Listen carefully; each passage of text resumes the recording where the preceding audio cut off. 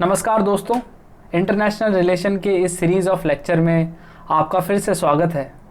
हम पढ़ रहे थे इंडिया और रशिया के रिलेशंस के बारे में और हमने ये टॉपिक अधूरा छोड़ा था। अब उसका ये सेकंड पार्ट है। अब हम यहाँ जहाँ हमने पहले छोड़ा था वहाँ से कंटिन्यू करेंगे। तो मैं बिना समय बर्बाद करे बिल्कुल एक नई ऊर्जा के साथ, पॉजिटिव वाइब्स के साथ शुरू करते हैं इंडिया और रशिया के रिलेशंस। दोस्तों, पिछले वीडियो में हमने डिस्कस किया कि कैसे कोल्ड वॉर के बाद से इंडिया और रशिया के रिलेशंस बदले हैं। हमने ये भी जाना कि 1971 में किस तरह से रशिया की हेल्प हमारे लिए इम्पोर्टेंट रही। हमने और पढ़ा था एरिया ऑफ कोऑपरेशन क्या क्या है, किस फील्ड में हम कोऑपरेट कर रहे हैं। हमने बहुत सारे एरिया ऑफ कोऑपरेशन पढ़े, डिटेल में पढ़े। हमने क्या क्या नए इनिशिएटिव लिए जा रहे हैं वो भी पढ़े। हमने एनर्जी के फील्ड में कोऑपरेशन देखे, साथ ही हमने डिफेंस के फील्ड में कोऑपरेशन भी देखे। हमने S-400 मिसाइल के बारे में भी चर्चा की थी और साथ ही हमने इकोनॉमिक कोऑपरेशन भी पढ़ा। फिर हमने कुछ चैलेंजेस भी देखे थे और हमने उन चैलेंजेस से उबरने के लिए क्या क्या एफर्ट लगाए, उसके लिए हमने क्या क्या सोल्यूशन दिए वो भी हमने पढ़े थे, जैसे कि international north south transport corridor. अब दोस्तों, हमने स्पेस कोऑपरेशन भी पढ़ लिया था और कल्चरल कोऑपरेशन पे आके हमने वीडियो को एंड कर दिया था। अब दोस्तों, हम चालू करते हैं आगे का नया टॉपिक। यह है रशिया इंडिया चाइना ट्रायंगल। दोस्तों, साल 2000 में मैंने आपको बताया, साल 1991 में यूएसएसआर डिसइंटीग्रेट होता है और कहीं ना कहीं एलपीजी रिवॉल्यूशन इंडिया में भी इसी साल होता है।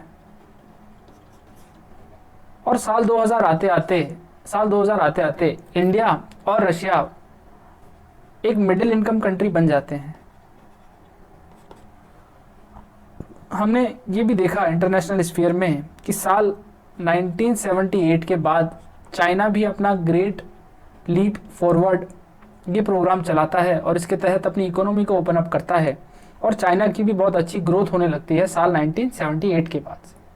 कहीं ना कहीं ये भी देखने को मिलता है उसी समय कि यूएसए जो है उसकी हेजेमनी डिक्लाइन हो रही है। यूएसए की जो शक्तियां हैं वो कम हो रही है और पूरी दुनिया में ये कयास लगाए जाते हैं कि जो चाइना है वो आने वाले समय में यूएसए को ओवरटेक कर लेगा और चाइना, ऐसा प्रतीत होता है कि जैसे थोड़े समय बाद यूएसए की जगह ले लेगा। और इसी वजह से ये जो तीनों ही देश जिनकी इकोनॉमी बहुत अच्छे से राइज हो रही थी, ये डिसाइड करते हैं कि क्यों ना साथ मिलकर के एक कोऑपरेशन करते हैं और एक RIC ट्रायंगल बना लेते हैं, रशिया इंडिया चाइना ट्रायंगल। और ये उम्मीद लगाई जाती है कि जो तीनों देश मिल जाएंगे, तीनों मिडिल इनकम कंट्री मिल जाएंगे, तो वो एक एशियन सेंचुरी का जो ड्रीम है, ऐसा कहा जाता है कि 21st century is Asian century. Asian century क्योंकि ये तीनों ही देश एशिया में है। तो ऐसा कहा जाता है कि ये तीनों ही देश एक एशियन सेंचुरी का ड्रीम रियलाइज कर लेंगे, वापस एशिया को महान बनाएंगे। इस बात से यूएसए थोड़ा चिंतित भी होता है, पर हम देखते हैं कि थोड़े समय बाद ये कोऑपरेशन इतना सक्सेसफुल हो नहीं पाता। तो पहले तो हम देखते हैं कि ये क्यों बनाया गया था। क्योंकि ये अमेरिका की हेजेमनी को डिक्रीज करना चाहता था रशिया। साथ ही साथ ये तीनों ही देश मल्टीपोलर वर्ल्ड के सपोर्टर हैं। ये कहते हैं कि यूएसए कोई सिंगल पावर नहीं है दुनिया की, हम सारे देश भी कहीं ना कहीं अपनी एक इम्पोर्टेंस रखते हैं और ये वर्ल्ड यूनिपोलर ना होकर के मल्टीपोलर है। ये कहते हैं तीनों देश कि हम डेवलपिंग कंट्रीज, जो दुनिया के सारे डेवलपिंग कंट्रीज हैं, उनके इंटरेस्ट को बनाए रखेंगे। साथ ही ये तीनों डिसाइड करते हैं कि हम एनर्जी के फील्ड में कोऑपरेशन करेंगे और टेररिज्म के फील्ड में कोऑपरेशन करेंगे। तो साल 2000 के बाद से जो है फॉरेन मिनिस्टर की मीटिंग्स चालू होती है और तीनों ही देश के फॉरेन मिनिस्टर ये डिसाइड करते हैं कि हम रेगुलर हर साल मिलेंगे।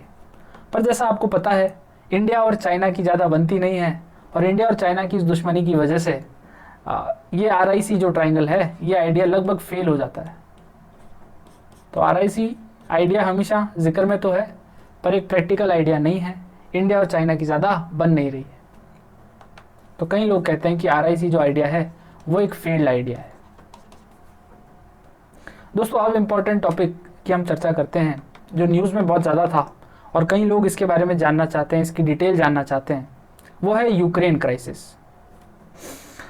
दोस्तों मैंने आपको बताया कि साल 1991 से पहले यूक्रेन और रशिया दोनों ही यूएसएसआर के पार्ट थे। यूएसएसआर में लगभग 15 देश हुआ करते थे क्योंकि यूएसएसआर एक कन्फेडरेशन था। यूएसएसआर एक कन्फेडरेशन था, तो इसमें लगभग 15 देश थे और रशिया और यूक्रेन दोनों ही उस कन्फेडरेशन का पार्ट थे।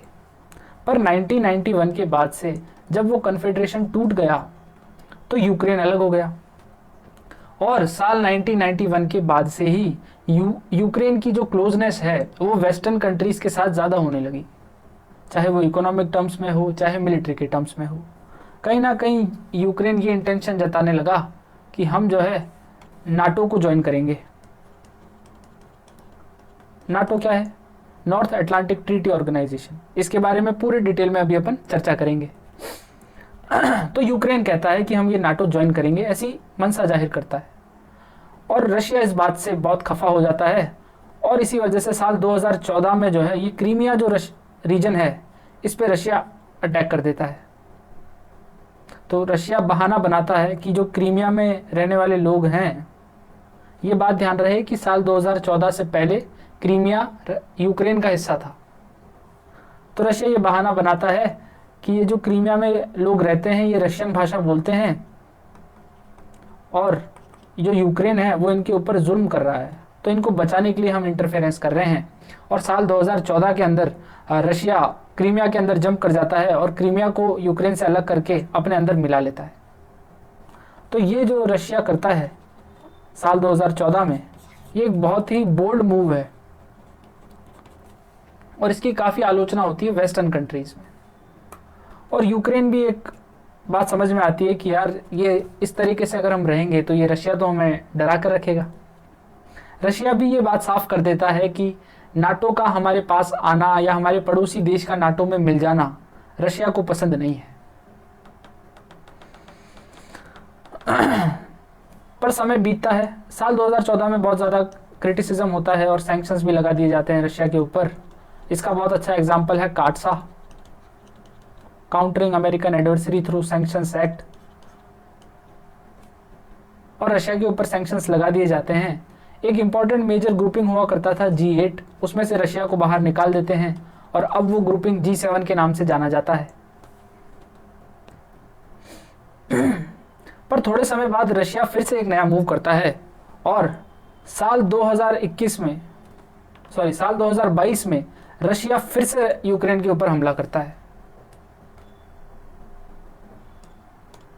आइडियोलॉजिकली तो रशिया यही बताना चाहता था कि यूक्रेन तुम नाटो ज्वाइन मत करो, पर अब की बार वो सहारा लेता है लुहांस्क और दोनेत्स्क नाम के रीजन का।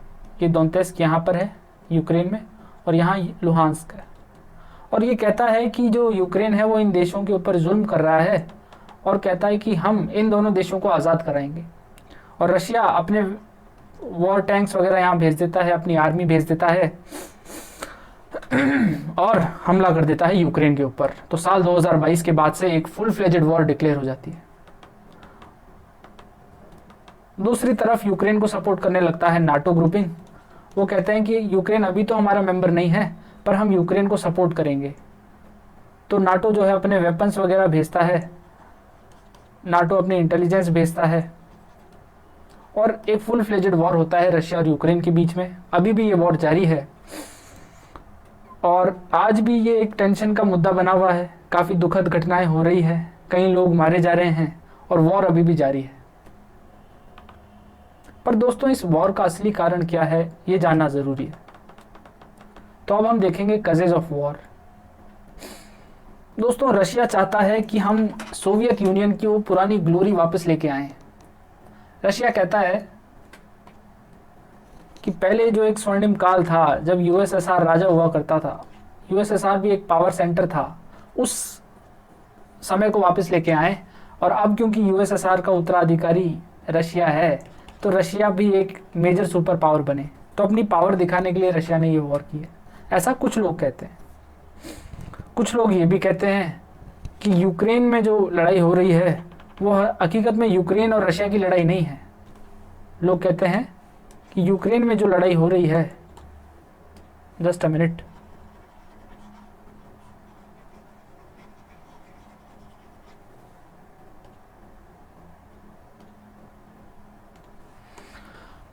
तो लोग कहते हैं कि यूक्रेन में जो लड़ाई हो रही है वो हकीकत में यूक्रेन वर्सेस रशिया नहीं है, बल्कि ये तो यूएसए वर्सेस रशिया लड़ाई हो रही है, या यूं कहूं नाटो वर्सेस रशिया लड़ाई हो रही है, क्योंकि यूएसए नाटो लगभग एक ही साइड है, नाटो ग्रुप का लीडर है यूएसए।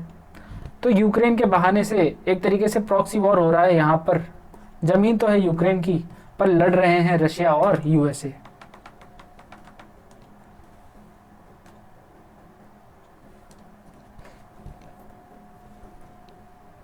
ये भी कहा जा रहा है कि जो दोनों ही देश हैं, रशिया और वेस्टर्न कंट्री, वो यूक्रेन की डोमेस्टिक पॉलिटिक्स में इंटरफेरेंस करना चाहते हैं। रशिया नहीं चाहता कि यहाँ डेमोक्रेसी हो, और वेस्टर्न कंट्री हमेशा से ये चाहते हैं कि यूक्रेन में डेमोक्रेसी हो।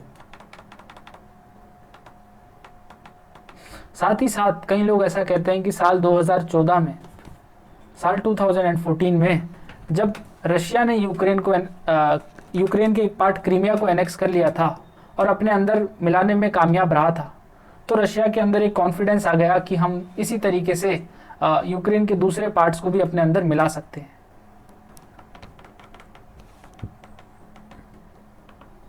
असली और मेजर कारण जो है वो ये हैं, जैसा मैंने आपको अभी पहले भी बताया, कि रशिया नहीं चाहता कि यूक्रेन जो है नाटो का मेंबर बने। जब जब भी यूक्रेन नाटो में मिलने की बात करता है, रशिया इस तरीके का कोई ना कोई एक्शन करता रहता है। तो रशिया की नाटो से बनती नहीं है। रशिया नहीं चाहता कि ये यूक्रेन नाटो मेंबर बन जाए। अगर यूक्रेन नाटो का मेंबर बन जाएगा तो रशिया की डायरेक्ट बाउंड्री है यूक्रेन के साथ, और नाटो कंट्री हो सकता है कि इसी देश में अपने न्यूक्लियर वेपन्स प्लेस कर दें, और इन न्यूक्लियर वेपन्स की रेंज में लगभग पूरा रशिया आ जाएगा, और रशिया ऐसा बिल्कुल नहीं चाहता। तो अब क्या है नाटो? ये नाटो बहुत ज़्यादा चल रहा है, इस नाटो का अब जिक्र करते हैं। दोस्तों, नाटो की फुल फॉर्म है नॉर्थ अटलांटिक ट्रीटी ऑर्गेनाइजेशन। साल 1949 में इसे बनाया गया। नाटो एक तरीके का सिक्योरिटी अलायंस है। अब आप देखें मैप पे, ये नाटो के मेंबर कंट्रीज हैं। सिक्योरिटी अलायंस क्या होता है? सिक्योरिटी अलायंस ये होता है कि मान लीजिए 3 देश हैं और एक चौथा देश है जो बारी बारी आके इनको मार के चला जाता है। मान लीजिए ये रशिया है और ये वेस्टर्न कंट्रीज हैं ए, बी और सी। रशिया आता है, इससे लड़ाई करके इसको मार के चला जाता है, इससे लड़ाई करके इसको मार के चला जाता है, इससे लड़ाई करके इसको पीट के चला जाता है, बार बार इनको परेशान करता है। तो ये छोटे छोटे देश कहते हैं कि हम क्यों ना आपस में मिल जाएं और एक दूसरे को सिक्योरिटी गारंटी दे दें। ये देश डिसाइड करते हैं कि हम हमारे वेपन्स, हमारी आर्मी, हमारी इंटेलिजेंस इंफॉर्मेशन का एक कोऑर्डिनेटेड यूज़ करेंगे। हम तीनों एक दूसरे की सहायता करेंगे, और कल को मान लीजिए रशिया किसी भी देश को परेशान करने आता है तो तीनों मिलकर के उससे लड़ेंगे। तो ये एक तरीके का सिक्योरिटी अलायंस होता है। जब देश अपनी सिक्योरिटी फोर्सेस को, अपनी सिक्योरिटी कैपेबिलिटीज़ को एक दूसरे के साथ मिला लेते हैं और ये कह देते हैं कि अगर किसी भी देश के ऊपर हमला होगा तो सारे देश मिलके लड़ेंगे, ये एक सिक्योरिटी अलायंस है। तो जो नाटो सिक्योरिटी अलायंस है उसमें 12 कंट्री शुरुआत में आए, उन्होंने नाटो बनाया। अब तो ये बढ़ के 31 कंट्रीज का हो गया है। और इस ट्रीटी को वॉशिंगटन ट्रीटी भी कहा जाता है, क्योंकि ये यूएसए की कैपिटल वॉशिंगटन डीसी में साइन हुई थी। ये आप मैप पे देखिए, ये सारे देश जो है वो नाटो के मेंबर्स हैं। हम देख रहे हैं यूक्रेन नाटो का मेंबर नहीं है। तो अभी नाटो में 31 मेंबर्स हैं और इसका जो हेडक्वार्टर है वो बेल्जियम में है। नाटो के बनने के ऑब्जेक्टिव्स तो जैसा मैंने आपको बता दिया, मेजर तो यही है। वैसे और कहने के बहुत सारे ऑब्जेक्टिव्स हैं, जैसे ये कहता है कि हम फ्रीडम और सिक्योरिटी अपने देश के, अपने दोस्तों को, अपने जो मेंबर कंट्रीज़ हैं उनको फ्रीडम और सिक्योरिटी प्रोवाइड कराना चाहते हैं। ये कहता है कि हम डेमोक्रेसी की वैल्यू को प्रमोट करना चाहते हैं, और भी कुछ इस तरीके के मिलिट्री ऑब्जेक्टिव्स भी इसके हैं।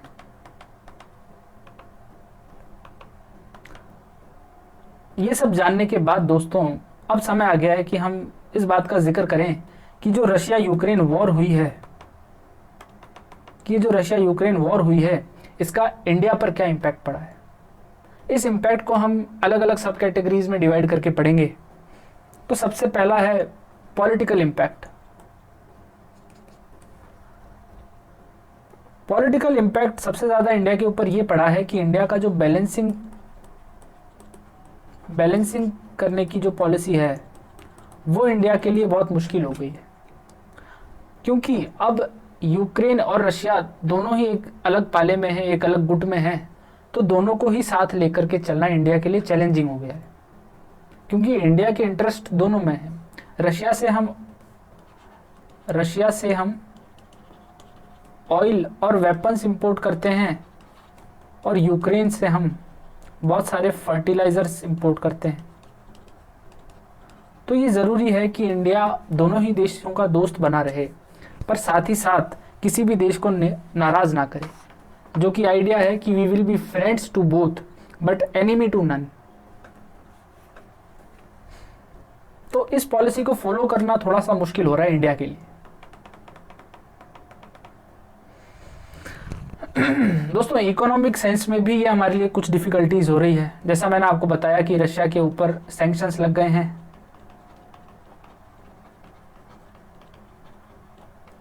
और इंडिया ऑयल इंपोर्ट करना चाहता है यहाँ से।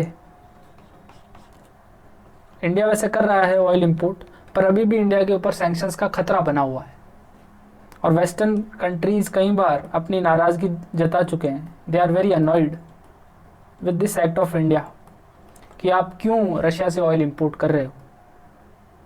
इसका एक वीडियो भी वायरल हुआ था जब हमारे external affairs minister doctor S Jaishankar से एक वेस्टर्न मीडिया के किसी बंदे ने पूछा कि आप ऑयल क्यों इंपोर्ट कर रहे हैं, और फिर उन्होंने एक बहुत ही चालाकी भरा, एक बहुत होशियारी वाला जवाब दिया। वो बहुत वायरल हुआ था इंटरनेट पे।